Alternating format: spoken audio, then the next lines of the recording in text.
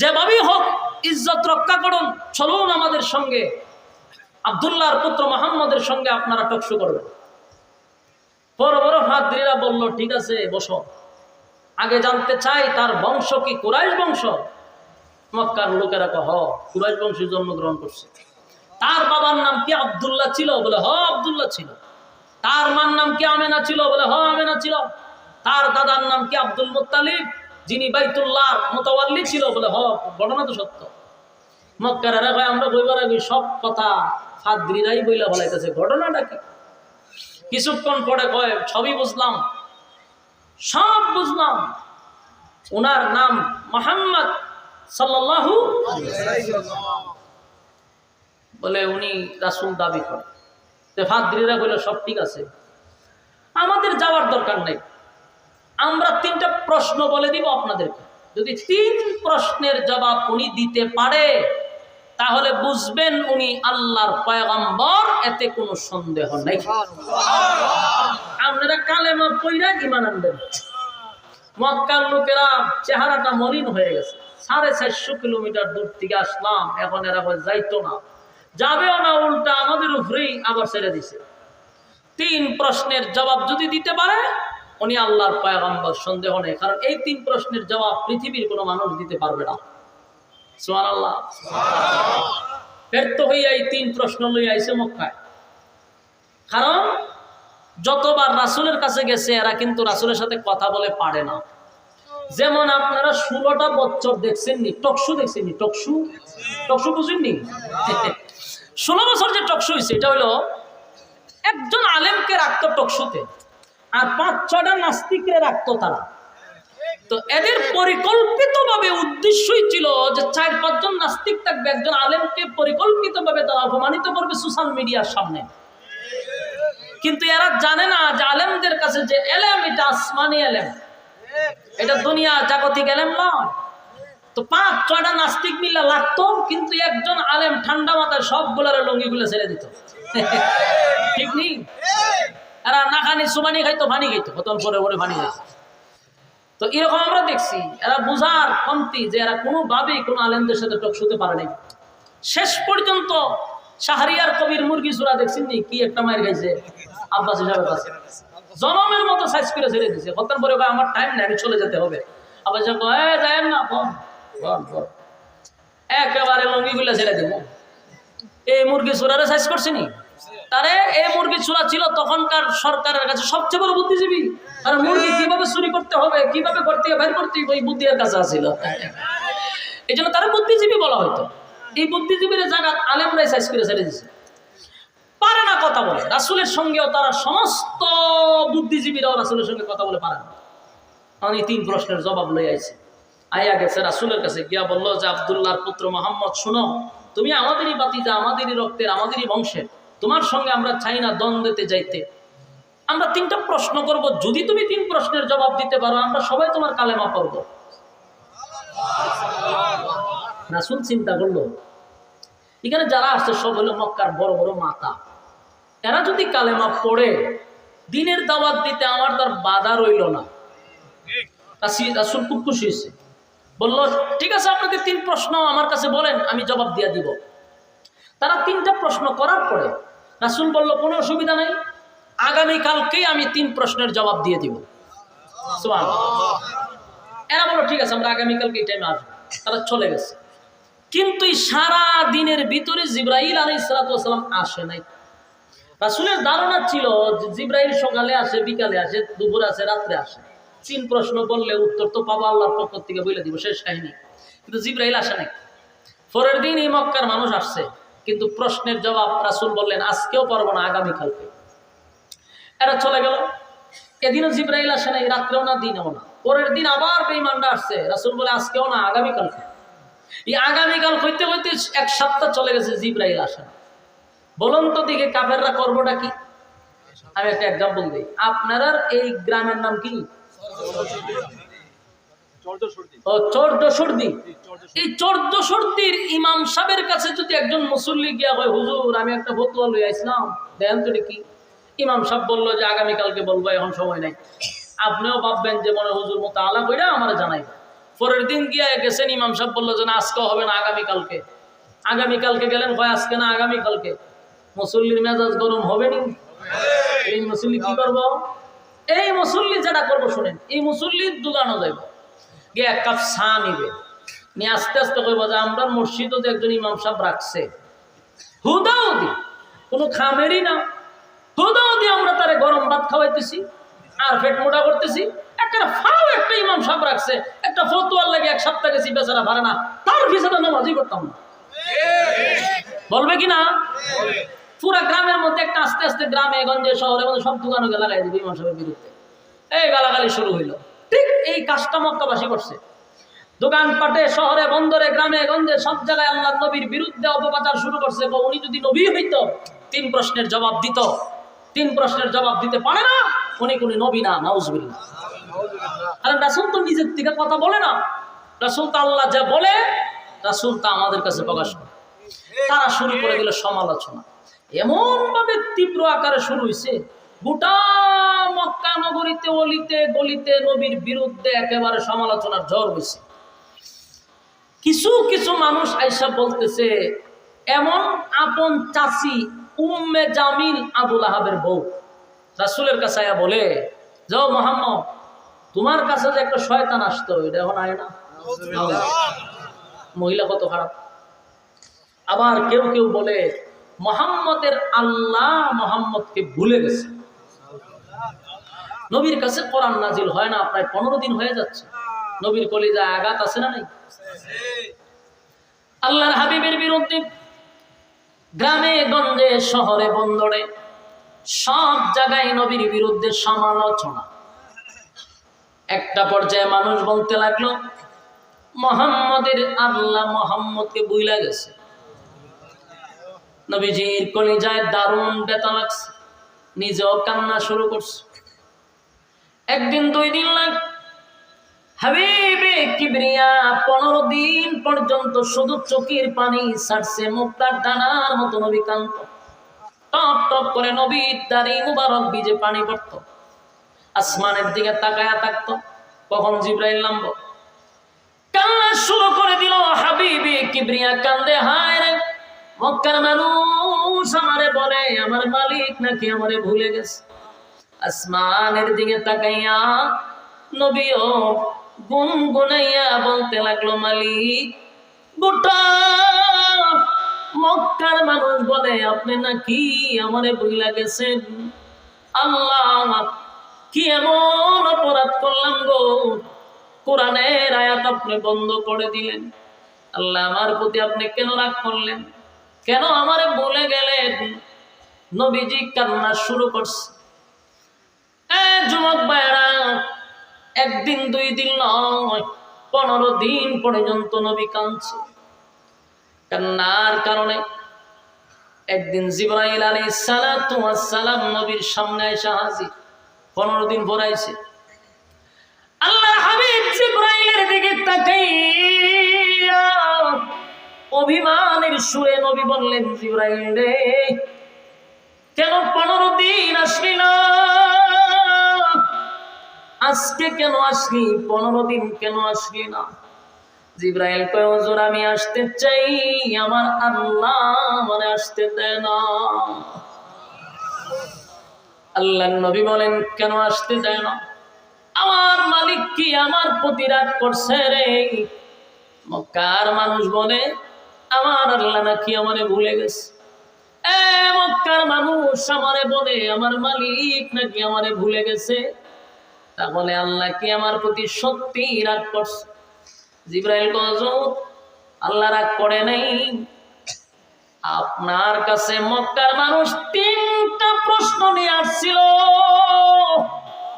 কিন্তু আপনার কাছে 3টা প্রশ্ন নিয়ে আসার পরে আপনি বলছেন আগামী কালকে জবাব দিবেন। এই কথাটা আমার আল্লাহর কাছে মোটেও পছন্দ হয় নাই। এখান থেকে আপনার উম্মতকে শিক্ষা দিল, নেক্সট টাইমে যেন কোনো উম্মত এমন ভুল না করে। এই জন্য আল্লাহ 15 দিন কোরআনের আয়াত বন্ধ করে দিচ্ছে। এটার 2টা কারণ। একটা হলো উম্মতকে শিক্ষা দেওয়ার জন্য, দুই নম্বর কারণ হলো নবীর উপরে যে কোরআন নাজিল হইতো এটা খুব মারাত্মক লোড, এটা ওজন খুব মারাত্মক। তাই নবীকে রেস্টে রাখার জন্য আল্লাহ মাঝখানে একটা বিরতি দিছে। আমার যুবক ভাইয়েরা, বিরতি দেওয়ার জন্য 15 দিন কোরআনের আয়াত নাজিল হয় না, কিন্তু গোটা মক্কা নগরীতে আমার নবীর বিরোধিতা শুরু হয়ে গেল। নবীর যা তা মানুষ বলতে লাগলো। আল্লাহর নবীর চোখের পানি ছেড়ে দিয়া বলে, জিবরাইল নেই, কত মানুষ আমারে গালি দিল। জিবরাইল কয়, সেদিন যদি আপনি বলতেন ইনশাআল্লাহ আগামী কালকে বলবো, তাহলে কিন্তু আমার আল্লাহ পাঠায়া দিত। আপনি মাঝখানে ইনশাআল্লাহ বলেন নাই, ইনশাআল্লাহ না বলার কারণে আমার আল্লাহ এটা পছন্দ করে নাই। কিয়ামত পর্যন্ত কোন উম্মত কোন কাজ করতে গিয়ে যেন ইনশাআল্লাহ না বলে। যুবক ভাইয়েরা, এক ইনশাআল্লাহ না বলার কারণে আমার নবী 15 দিন পর্যন্ত কাঁদল রে, 15 দিন পর্যন্ত কাঁদল। এই জন্য কোন উম্মত যদি আমরা আগামীকালকে ডাকা যাব, কি বলবো? ইনশাআল্লাহ আগামীকালকে ডাকা যাব, ইনশাআল্লাহ মাহফিল শেষ করে বাড়িতে যাব, ইনশাআল্লাহ আমি খানা খাবো। সব কাজের শুরুতেই ইনশাআল্লাহ। কারা কারা ইনশাআল্লাহ বলবেন? সব কথায় হাত তুলেন, বলুন আমরা সব কাজে বলবো ইনশাআল্লাহ। আমরা কি কোনো সময় ইনশাআল্লাহ ভুলে যাব? ইনশাআল্লাহ বলবো না, কারণ আমার নবী ইনশাআল্লাহ না বলার কারণে 15 দিন কাঁদছে। কিন্তু আমার নবী তো ভুলে যায় নাই, আমার নবীরে আল্লাহ ভুলাইয়া দিছে। বলুন, নিজে নবী বলছে না, আল্লাহ ভুলাইয়া দিছে। আল্লাহ ভুলাইছে উম্মতরে শিখানোর জন্য। আমার যুবক ভাই, নবীর চোখের পানি দেখে আল্লাহ বলে, বন্ধু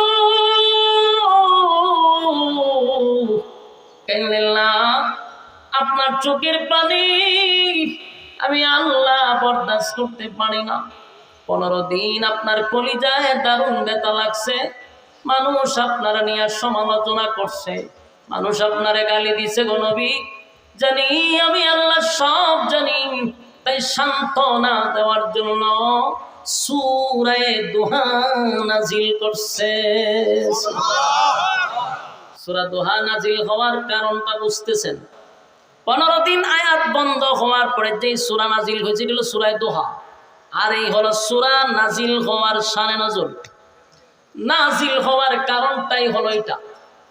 আল্লাহর নবী 15 দিন কান্নার পরে সূরা দুহা নাজিল করে আমার আল্লাহ 2টা কসম করছে।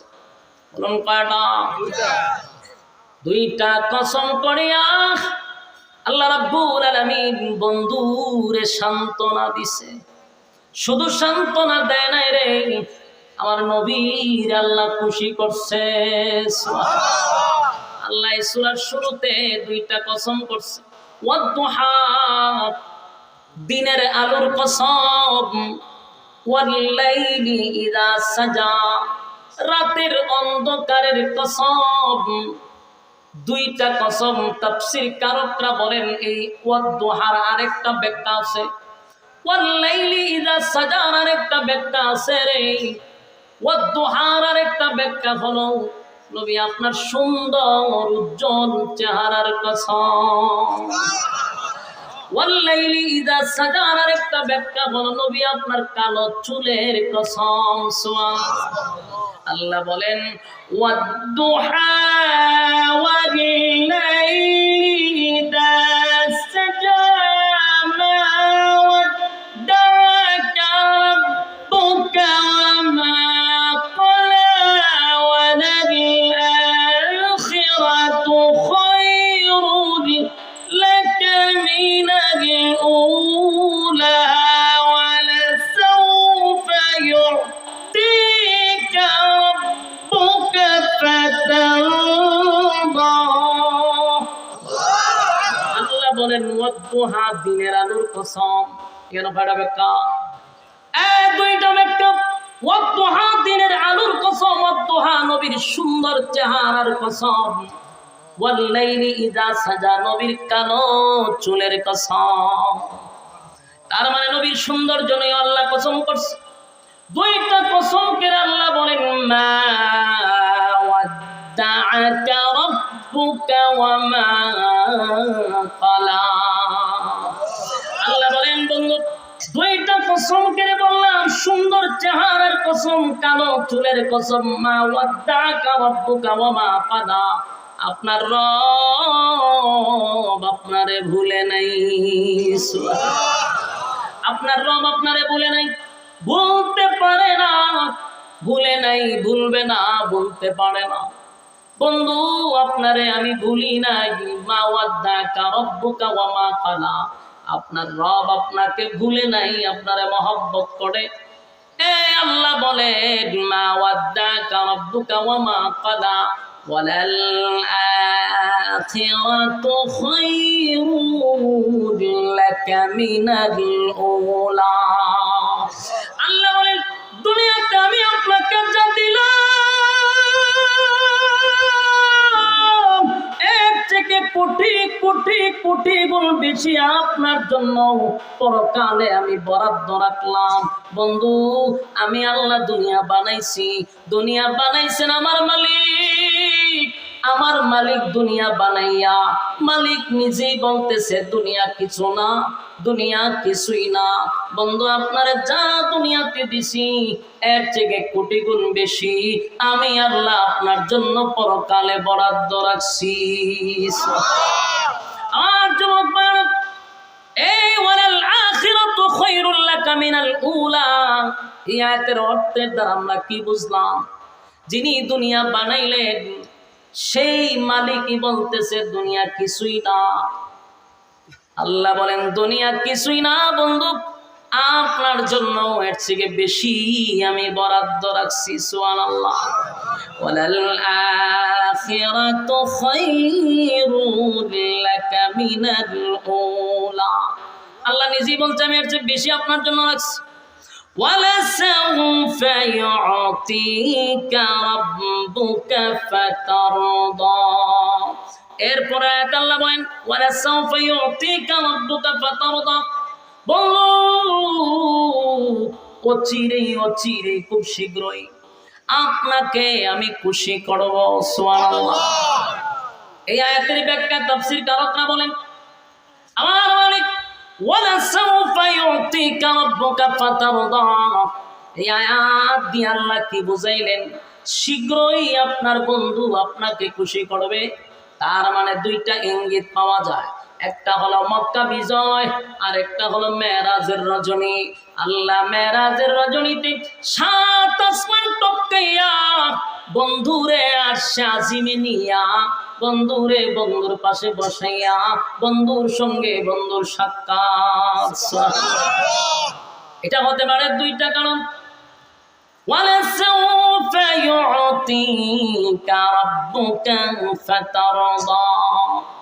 এই যুবক বাবা, মুরব্বী বাবারা, কথাগুলি একটু দিলের কান লাগায় শোনেন। আমি জানি এই ওয়াজ আপনাদের এলাকায় চলে না, ভালো পান না, আমি জানি, কারণ এক এক জায়গায় এক এক রকম ওয়াজ। কোন জায়গায় বেশি গিচ্ছা কাহিনী চলে, যত কাল্পনিক গল্প পাবলিকের সামনে বলা যায় তত পাবলিক খুব আনন্দিত হয়। বক্তা একটাই যে খান দায় হতে এলিছে, কিন্তু এটা যে গাজা করি কথা কতগুলো শোনাইছে, কোরআনের একটা আয়াত নাই, সবগুলা কাল্পনিক গল্প এরকম বক্তায় আপনার খান দায় যায়। কিন্তু কোরআনের কথাগুলি একটার পর একটা আয়াতটা বুঝাইতেছি, একটার পর একটা মানুষ উঠতেছে, মানে কি মজা লাগে না? আমি পাবনাতে বেশি প্রোগ্রাম করতাম একটা সময়, তো পাবনাতে গেছি পরে আমার মানুষের হুজুর এই ওয়াজ চলবে না, তাফসির খাইবে না, আপনি গল্প বলেন, হৃদয় বিদারক।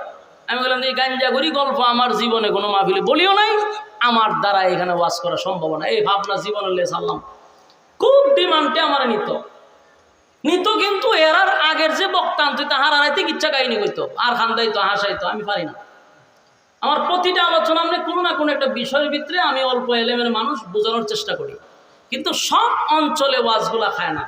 আমাদের সিলেটের একটা মজা কি জানেন? সিলেটে আপনি প্রোগ্রাম করতে যাবেন তো পোস্টার আপনার বিষয় দেওয়া থাকবে, আমরা ওই এলাকার মানুষ, বিষয় ছাড়া কোনো আলোচনা আপনাকে বসতে দিবে না। আয়াত নাম্বার লেখা থাকবে, এই আয়াত থেকে এই আয়াত হলো আপনার ওয়াজ। আমরা এইভাবে করতে করতে অভ্যস্ত হয়ে গেছি, তাফসিরের হাইসিয়তে যতটুকু পারা যায় বলার চেষ্টা করি, কিন্তু এই ওয়াজ তো ভাই সব পাবলিকও খায় না। কারণ আমি বইছি পত্রিকা 1-2 জন 3 জন করে উড়ে, খালি উড়ে। এখন যদি আমি মনে করেন সাপের গিচ্ছা কইতাম, ব্যাঙের গিচ্ছা কইতাম, তাইলে কিন্তু আমিও খান দাইতে পারলাম। হইলে এগুলা বইলা 4 পয়সার কোনো ফায়দা হবে? কথা কর না, সারা রাত তোমার শুনলেন ব্যাঙের গিচ্ছা, সাপের গিচ্ছা, তো লাভটা কি হলো? আমার কম বেহুদা সময়টা নষ্ট করলেন। আর এখানে যে বলছেন কোনো কিছু না বুঝেন, প্রতিটা আয়াত না বুঝেন, একটা অক্ষরে কইরাও 10টা নাকি আপনার অ্যাকাউন্টে জমা হচ্ছে, প্রতিটা অক্ষরে 10টা করে নাকি জমা হচ্ছে।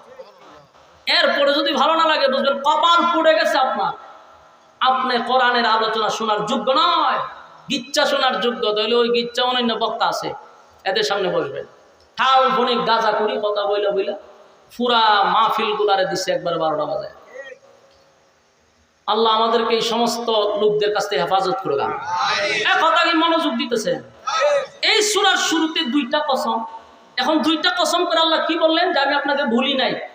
মূল কথা হলো, কেউ যদি আপনার সঙ্গে অভিমান করে, আপনার সাথে যদি বন্ধুত্বের রাগ হয়, বন্ধুদের সাথে বন্ধুর অভিমান হয়, তখন রাগ ভাঙানোর জন্য যা যা করা দরকার মানুষ তা করার চেষ্টা করে। ঠিক এই প্রতিটা আয়াতের দিকে আপনি লক্ষ্য করে দেখেন, আল্লাহ নবীর আল্লাহ খুশি করার জন্য প্রতিটা আয়াতে কি পরিমাণ কথা বলছে। প্রতিটা আয়াতেই ছিল নবীরে শুধু খুশি করার জন্য। আয়াতের দিকে একটু লক্ষ্য করেন, ওয়াদুহা মানে সূর্যের আলোর কসম, আপনার চেহারার কসম, ওয়াল্লাইলি ইযা সাজা আপনার চুলের কসম, মা ওয়াদ্দাকা রাব্বুকা ওয়া মা ক্বালা আপনার রব তো আপনাকে ভুলে নাই, কসম কসম আপনার রব আপনাকে ভুলে নাই। তার মানে নবী দুঃখিত ছিল, মানুষ বলছিল যে আপনাকে ভুলে গেছে, আল্লাহ কয় কসম কসম ভুলি নাই। সুবহানাল্লাহ। এরপর আয়াতে কয় ওয়ালাল আখিরাতু খায়রুল লাকা মিনাল উলা, বন্ধু দুনিয়ায় যা দিছি এর থেকে কোটি গুণ পরকালে বরাদ্দ রাখছি। সুবহানাল্লাহ। এরপর আয়াতে বলে ওয়ালা সাউফা ইউতিকা রাব্বুকা ফাতারদা, অচিরেই শীঘ্রই আপনাকে খুশি করব। আচ্ছা, এই যে আয়াতগুলি শুনলেন, প্রতিটা আয়াতে কি বোঝায়? নবীরে খুশি করা। কথা হয় না? তার মানে সূরা দুহা পুরাটাই নবীরে খুশি করালে নাজিল করছে, সান্ত্বনা দেওয়ার জন্য নাজিল করছে। আল্লাহ বলেন ওয়ালা সাউফা ইউতিকা রাব্বুকা ফাতারদা, খুব শীঘ্রই আপনাকে আমি খুশি করব। এরপরে কি বলেন? আলাম ইয়াজিদকা ইয়াতীমান ফাআওয়া, আল্লাহ কয় আপনি কি এতিম ছিলেন না? আপনাকে আমি এতিম অবস্থায় পেয়েছিলাম। এই কথাগুলি কেন বলতেছে এরপর একটু বুঝাবো। এর আগের আয়াতগুলো তো বুঝতে পারছেন। এখন শুনেন, আল্লাহ অতীত তুল্য ধরতেছে। অতীত তুলে কেন?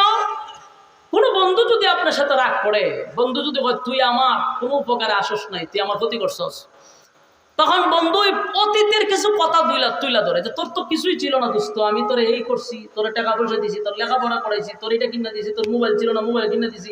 অতীত বইলা বইলা তারা স্মরণ করাইয়া দেয় যে আমি তোর কত প্রিয় বন্ধু, বুঝতে পারছস? কথাখন ঠিক নেই। এই জন্য অতীত বইলা ধরে বোঝায়। আল্লাহ কয় আলাম ইয়াজিদকা ইয়াতীমান ফাআওয়া, আপনাকে কি আমি এতিম অবস্থায় পাই নাই? আমি তো আপনার এতিম অবস্থায় পাইছিলাম। এতিম থেকে কি আমি আপনাকে আশ্রয় দেয় নাই? বলো নবী এতিম ছিল কিনা? আল্লাহ ভাই আপনি এতিম ছিলেন, আমি আপনাকে আশ্রয় দিছি, তো বুঝলে গেলাম কেমন? এরপর আল্লাহ বলেন ওয়াজাদাকা দাল্লান ফাহাদা, এবং আমি আপনাকে পথ হারা অবস্থায় পেয়েছি। পথ হারা অবস্থা মানে এই যে লোকটার মা না থাকে, বাবা না থাকে, গার্জিয়ান না থাকে, রে এই ছেলেটা টুকাই হয়। কথা হয় না? এই ছেলেটা লেখাপড়া করে না, মাও নাই, বাবাও নাই, গার্জেন নাই, ছেলেটা খারাপ হয়, টোকাই হয়, হিরঞ্চি হয়, ঠিক নেই? আল্লাহ কয় আপনার মা নাই, বাবা নাই, আত্মীয় স্বজন আপনার কাছে নাই, আমি আল্লাহ আপনার নিঃস্ব অবস্থায় পথহারা অবস্থায় পেয়েছি। বন্ধু আপনাকে আমি পথ দেখায়া দিছি, আমি আপনাকে নষ্ট হতে দেই নাই। আমি আপনাকে স্নেহের চাদর দিয়া ডাইকা রাখছি, পথ হারা হইতে আপনাকে দেই নাই। এরপর আল্লাহ বলেন ওয়াওয়াজাদাকা আইলান ফাআগনা। আল্লাহ বলেন ওয়াওয়াজাদাকা আইলান ফাআগনা। বন্ধু, আমি আপনাকে কি আমি নিঃস্ব অবস্থায় পাই নাই? এই আয়াতটা অত্যন্ত গুরুত্বপূর্ণ। এই জায়গাটা শিক্ষিত মানুষ যারা, আপনারা একটু বোঝার চেষ্টা করুন। ওয়াওয়াজাদাকা আইলান ফাআগনা, আল্লাহ বলেন আপনাকে কি আমি গরিব অবস্থায় পাই নাই? পরবর্তীতে আপনাকে কি আমি আল্লাহ ধনী বানাই নাই? তার মানে নবী গরিব ছিল, কথা সত্য। আল্লাহ আবার ধনী বানাইছে, এটাও সত্য। হয় কথা হয় না?